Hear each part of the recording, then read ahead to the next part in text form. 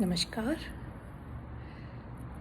Kenya के Nairobi शहर से मैं मोनिका गोकुलदास यानी कि सिकिलदी आपके सामने स्वरचित कविता प्रस्तुत करती हूँ, जिसका शीर्षक है विधवत्व होली। यह कविता उन विधवा माताओं के नाम समर्पित है जो वृंदावन के आश्रमों में शांत जीवन बिता रही हैं। चंदा चमका मधुबन दमका, चंदा चमका मधुबन दमका, आई ऋतु फागन की, आई ऋतु फागन की। वृंदावन कुछ ऐसा दमका, वृंदावन कुछ ऐसा महका, जैसे दुल्हन इतराई सी। मगर वहीं कहीं कुछ माताएं क्यों लगती छटपटाई सी।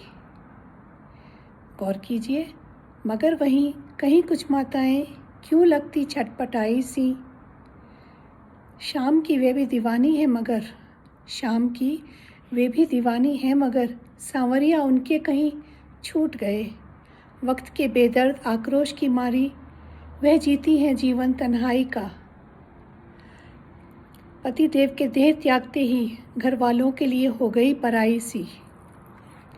ना उनके लिए कोई तीज त्योहार, भोजन खाती केवल शुद्ध शाकाहार। विधवत्व का लगा ऐसा तमाचा, परिवार रहते भी कोई ना अपना सा। सूत के वस्त्र ओढ़ सिर के बाल तज, गौर फरमाइए, सूत के वस्त्र ओढ़ सिर के बाल तज, विधवा आश्रम में रहती जग को तज। अब केवल एक आसरा है अपने सलोने शाम का। माला जपती जिसका प्रत्येक मन का, उसी के नाम का। गोपियाँ वे ना सही, सखियाँ बन करेंगी आगमन, शायद थाम लेगा इन विधवाओं का दामन। मोह माया त्याग रटती उसका नाम रहती, मोह माया त्याग रटती उसका नाम रहती, फिर क्यों ना सुनाई देती उसकी प्यारी बंसी। आया होली का रंगीला त्योहार, आया होली का रंगीला त्योहार, क्या उनका होगा रंगों से साकार। क्या उनके सपनों को मिलेगा आकार। क्या होली खेलने आएगा कोई उन संग, क्या उन पर डालेगा कोई आकर के रंग।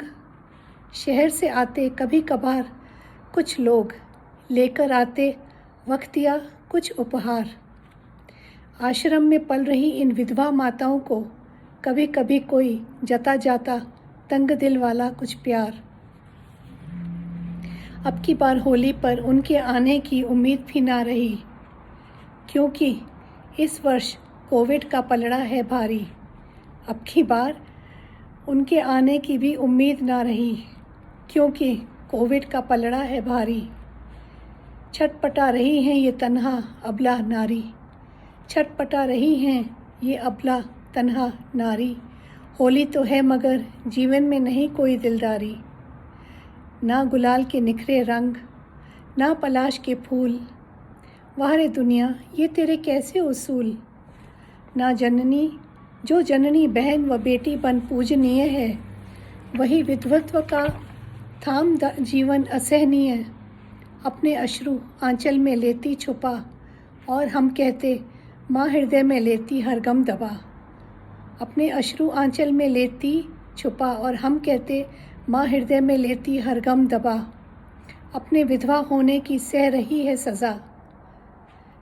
क्या नई सोच व विकसित समाज देगा इन विधवा माताओं को आदरणीय जगह। ये हम सबके सोचने के लिए बात है। क्या नई सोच व विकसित समाज देगा इन विधवा माताओं को आदरणीय जगह, जहाँ घुटन भरी जिंदगी जीना ना हो तकदीर। वे भी रंग लें खुद को छोड़ सफ़ेदी गमकीन, बिखेरे हम आपके संग मिलकर खुशियाँ, खेले होली ले हाथों में गुलाल सुर्ख और अबीर। रंगों में नहा अल्हड़ता पहले सी दिखाकर, ज़िंदगी को जी सकें होली के रंग में रंग कर। रंगों में नहा अल्हड़ता पहले सी दिखाकर, ज़िंदगी को जी सकें होली के रंग में रंग कर। आशा करती हूँ आपको ये कविता पसंद आई होगी।